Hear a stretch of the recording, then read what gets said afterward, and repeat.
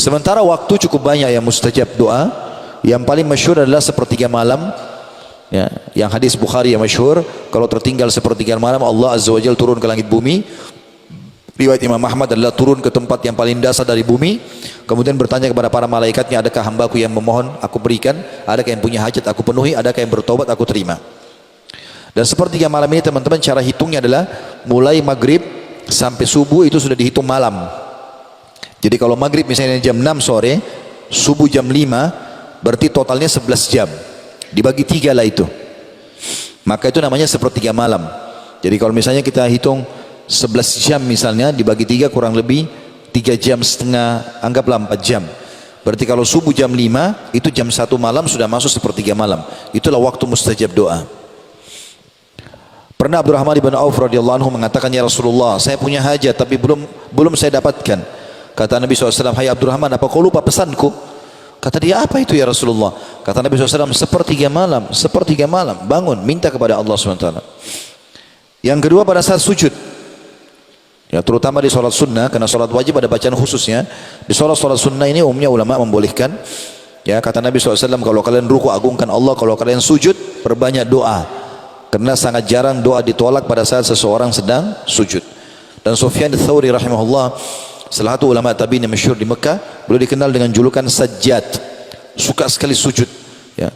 Dan beliau tidak pernah angkat kepalanya dari tempat sujud kecuali hajatnya sudah dia rasakan dikabulkan oleh Allah. Kemudian juga sebelum salam terakhir kalau dalam sholat, ada kurang lebih 23 macam doa yang Nabi SAW ajarkan. Ya, kalau teman-teman sudah hafal alhamdulillah, kalau belum usahakan dihafal. Ada 23 macam doa dan itu sudah saya bedah di YouTube dari buku kecil Hisnul Muslim bahasa Arabnya. Kumpulan doa Al-Quran sesuai dengan Al-Quran dan Sunnah dalam bahasa Indonesia itu. Ada 132 doa, diantaranya doa-doa sebelum salam ada 23 doa. Ada doa-doa yang mulia banyak sekali di situ yang sangat bagus, yang semestinya kita baca. Kalau sholat sunnah boleh kita sampaikan hajat kita, karena Nabi SAW setelah mengajarkan 23 doa. Setelah mengajarkan 23 doa ini kepada para sahabat, beliau mengatakan falyad'u ma yasha. Setelah itu boleh berdoa apa saja. Jadi tertentu tempat mustajab adalah sebelum salam. Kemudian yang keempat, berpuasa. Ya, kita punya waktu berpuasa Senin dan Kamis, ini mulia sekali, maka usahakan puasa. Ya, tidak ada alasan untuk tidak puasa ini. Usahakan puasa teman-teman, karena kalau bukan sekarang kapan lagi? Jangan cuma bilang itu puasa sunnah. Sunnah pun dianjurkan untuk dikerjakan.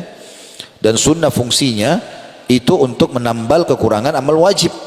Karena kata Nabi SAW, awal amal dihisab hari kiamat adalah solat. Kalau solatnya baik, maka beruntunglah dia. Kalau rusak, maka rugilah dia. Dan kalau seandainya ada solat wajibnya yang kurang, maka Allah berfirman kepada para malaikatnya, dan dia lebih tahu tentang keadaan hambanya. Dia mengatakan, coba lihat solat-solat sunnah hambaku ini. Kalau ada, dilengkapkanlah solat wajibnya. Dan itu berlaku pada semua ibadah yang lain. Seperti puasa Ramadan dibantu dengan puasa sunnah, zakat dibantu dengan sedekah, haji dibantu dengan umroh. Maka manfaatnya besar ibadah sunnah itu. Nah, pada saat puasa doa mustajab dari mulai sahur sampai menjelang buka puasa. Ada juga hadis yang menyebutkan pada saat menjelang berbuka puasa. Begitu juga dengan puasa yang lebih 3 hari setiap bulan. Hari-hari puasa banyak ya. Selain Ramadan, karena Ramadan sudah pasti kewajiban, tapi kita bicara sunnahnya. Yang kelima adalah musafir. Semua musafir diijabah doanya. Ya, selama safarnya bukan pada kemaksiatan, bukan karena mau menipu orang, bukan karena mau berzina, maka biidznillah akan diijabah doanya. Berdoa ikhwas sekalian, lagi di kereta api, lagi di bus, lagi di pesawat, lagi di kapal, safar, berdoa, angkat tangan sebentar, 5 menit, 10 menit berdoa, mustajab doa. Kata Nabi SAW, orang yang puasa dan musafir tidak akan ditolak doanya. Begitu juga selanjutnya pada saat hujan sedang turun. Alhamdulillah kita di Indonesia ini ada musim hujan. Di Timur Tengah jarang sekali hujan. Kami waktu di Madinah dulu, kadang-kadang lewat 2 tahun tidak hujan. Ya, nggak ada hujan sama sekali. Kalau hujan sedikit orang pada keluar semuanya. Kita sampai 2-3 bulan, 4 bulan hujan. Dan setiap turun hujan itu waktu mustajab. Karena pada saat turun hujan di Madinah, Nabi SAW mengatakan ini rahmat Allah, rahmat Tuhan kan lagi turun dari langit, berdoalah. Disuruh berdoa para sahabat. Maka berdoa itu waktu mustajab. Kemudian juga pada saat perang sedang terjadi, berkecamuk, kalau kita di kancah jihad, ini juga mustajab.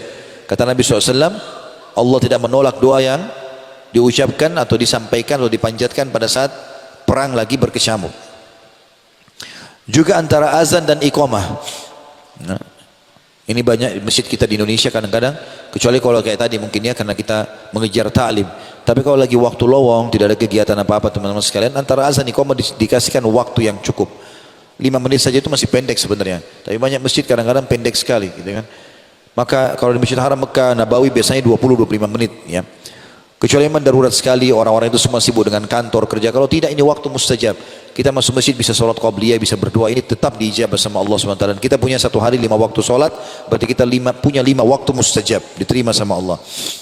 Kemudian juga doa orang tua untuk anak. Ya. Saya sarankan bapak-bapak di sini dan ibu-ibu yang hadir selalu jaga lisannya dari anak-anaknya. Jangan suka bilang kau nakal nak. Ya. Ini bisa jadi doa. Kau bodoh bisa jadi doa.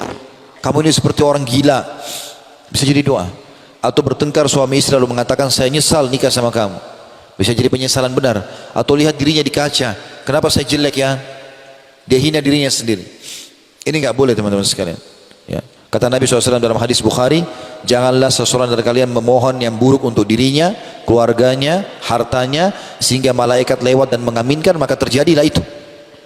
Makanya di antara hal yang harus kita ucapkan teman-teman, jadikan bagian dari doa kita, ya Allah aku beristighfar kepadamu atas seluruh kalimat yang pernah aku ucapkan buruk, baik buat diriku, hartaku ataupun keluargaku. Bisa saja renggangnya suami istri karena kalimat mereka berdua. Bisa saja nakalnya anak karena ucapannya orang tua.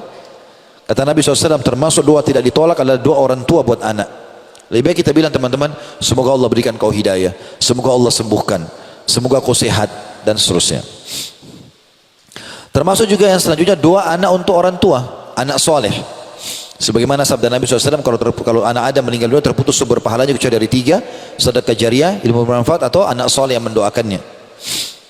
Begitu juga setiap muslim terhadap muslim yang lain. Tapi dalam hadis dikatakan ala zahril ghaib, enggak ketemu. Lagi enggak ketemu. Misalnya kita doakan teman kita diam-diam antara azan iqamah, kita mengatakan ya Allah sembuhkan dia, mudahkan jodohnya, ya Allah begini dan begitu. Dia enggak tahu kita doakan. Kata Nabi SAW, doa muslim untuk muslim yang lain ala zahril ghaib, tidak dilihat ya, oleh temannya, itu diterima oleh Allah.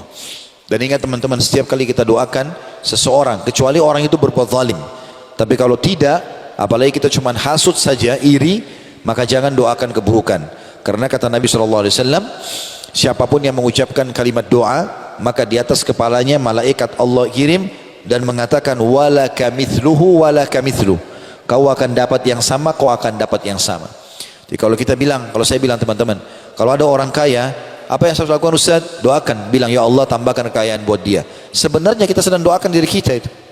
Karena malaikat atas kepala kita mengatakan kau akan dapat yang sama. Orang sehat, ya Allah tambah kesehatannya, ya Allah berkahi. Kami sudah biasa dengar dari teman-teman di Saudi selama kami tinggal di Madinah. Subhanallah, kalau kita ketemu misalnya masuk ke dalam satu rumah, rumahnya besar misalnya. Maka kalau ketemu, Masya Allah, rumahmu bagus. Kalimat Masya Allah selalu ada. Semoga Allah berkahi buat kamu, semoga Allah tambahkan rezekimu. Padahal orang itu sudah kaya. Karena dia tahu dia sedang doakan diri dia. Ada orang pintar, ya Allah tambah kepintarannya. Kita doakan diri kita dan doa malaikat, kita pasti dijabah sama Allah. Maka hindari semua kalimat buruk. Kita bilang, ya Allah matikan dia. Jadi seperti kita doakan diri kita supaya dimatikan juga. Gitu kan? Nah, enggak boleh. Kecuali dalam keadaan kita terzalimi, itu baru iya. Kita punya hak untuk mendoakan dia kan? Tetapi ini pun ada solusi. Kalau ada orang berbuat zalim kepada kita, kita punya 2 opsi untuk berdoa. Opsi pertama kita bilang ya Allah puntungkan kakinya, butakan matanya, apalah orang biasa jengkel, doain macam-macam. Boleh, boleh. Tetapi ini hanya sekedar doa dendam saja. Allah ijabah, orang itu tabrakan kakinya patah, selesai. Dia nggak dapat apa-apa. Opsi yang kedua ini lebih baik. Kita bilang ya Allah berikan dia hidayah, tegakkan argumentasi padanya supaya dia sadar tentang kesalahannya. Maka kalau dia dapat hidayah dari doa kita, selama dia baik kita panen pahala. Juga kalau kita punya hak dengan dia, dia pasti akan kembalikan. Maka itu lebih baik. Begitu juga teman-teman, akhir waktu di hari Jumat. Ini juga waktu mustajab doa. Ya. Akhir waktu di hari Jumat maksudnya akhir waktu asar.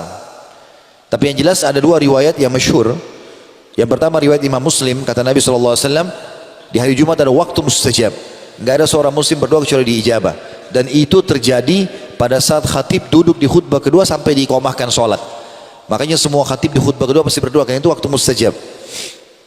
Yang kedua riwayat An-Nasai, kata Nabi SAW, tidak ada seorang muslim berdoa di hari Jumat kecuali diijabah.